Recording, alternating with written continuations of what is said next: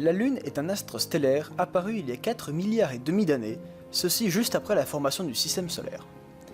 À ce moment-là, la Terre était âgée d'environ 50 millions d'années, et depuis, beaucoup de changements ont eu lieu. La première personne à effectuer une observation de la Lune est l'Italien Galilée en 1609. Il sera également le premier à faire des dessins de celle-ci. Au cours des siècles, les cartes de la Lune deviennent de plus en plus précises, ceci jusqu'à l'apparition de la photographie. Dans les années 60, la guerre froide voit s'opposer le bloc soviétique et le bloc américain dans la course vers l'espace et la conquête de la Lune. Durant cette période, plusieurs sondes sont envoyées pour photographier et analyser le sol lunaire, ceci afin de choisir plus tard le meilleur site d'alunissage. C'est finalement le 21 juillet 1969 que le premier pas sur la Lune est effectué par les Américains. Mais ce sont cependant les Soviétiques qui, les premiers, photographieront la face cachée de la Lune. En effet, Les soviétiques sont les premiers à photographier la face cachée de la Lune. grâce à leur sonde Luna 3, le 4 octobre 1959. Depuis la Terre, nous voyons toujours la même face. La Lune tourne autour de la Terre, mais elle tourne aussi sur elle-même. Quand la Lune effectue une révolution autour de la Terre, elle fait en même temps une rotation sur elle-même.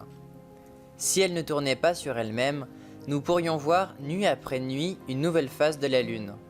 Si elle tournait plus vite qu'actuellement, nous pourrions voir au cours d'une nuit plus d'une face de la Lune.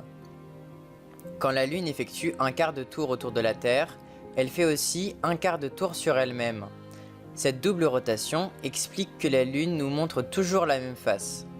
Il existe donc la face visible de la Lune et la face cachée.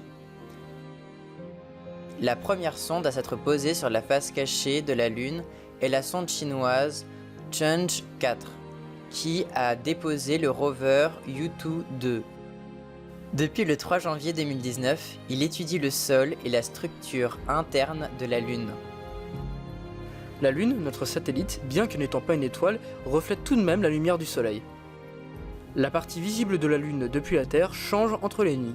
C'est ce qu'on appelle le cycle lunaire. La Lune tourne autour de la Terre, et la Terre, en retour, tourne autour du Soleil. La Lune tourne donc autour du Soleil et, en principe, une partie de la Lune est toujours éclairée par le Soleil. Mais, comme la Lune tourne autour de la Terre, vue de la Terre, justement, la face visible de la Lune est plus ou moins éclairée par le Soleil. Voilà donc pourquoi la Lune prend des aspects différents en fonction des nuits, également appelées les phases de la Lune. C'est ce qui fait le cycle lunaire. Lors du début d'un cycle lunaire, la face visible de la Lune n'est pas du tout éclairée. C'est ce que l'on appelle la nouvelle Lune. Après quelques jours de rotation, c'est le premier croissant. Seule une partie de la face visible de la Lune est alors éclairée. Au bout du quart d'un cycle, la moitié de la face visible est éclairée. C'est ce que l'on appelle le premier quartier. À la moitié du cycle, la Lune est éclairée dans la totalité de sa face visible. C'est alors la pleine Lune.